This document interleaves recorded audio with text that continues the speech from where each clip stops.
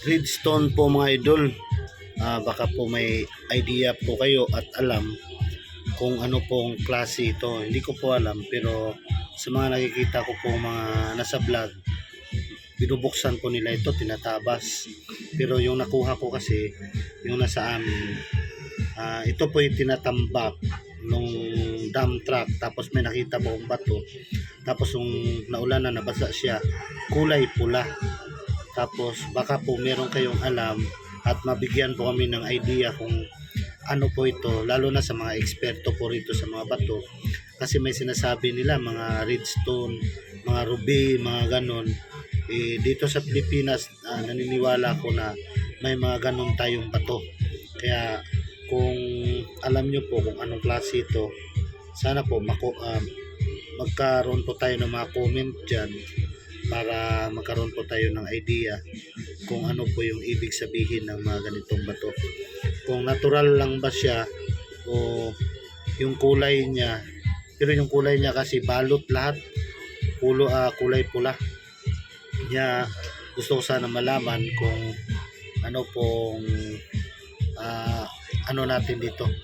Pasensya na kayo, may music doon sa kapitbahay, hindi po natin pwedeng sitahin. Ayan. Kaya ito yung ano natin, kulay pula po yan. Kulay pula. Pag binabrasan talaga natin, talagang makintab siya. Pero wala naman akong idea dito eh. Nagbabakasakali lang po ako kung anong ibig sabihin ng kulay pula na ito. Kasi talagang pulang pula siya mga dolo. Nakikita nyo. Yan o, kulay pula.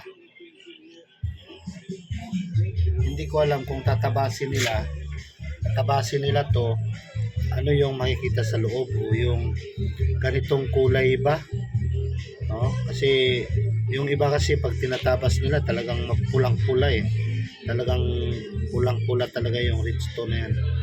Ito kulay pula yan mga dolo. Yan, okay, yan po yung nakita natin na bato na nung tinambak doon sa area, tapos nakita natin tong bato na to. Yan, sa mga eksperto dyan sa bato, sana makita niyo to at paki-comment naman po kung natural lang bato o yung may value po yung bato natin. Yan, sana matulungan niyo po kami dyan sa kulay redstone na ito, kulay pula na bato. Ayan, ayan po yan siya, oh. Kulay pula, nakita po natin. Baka naman dyan po.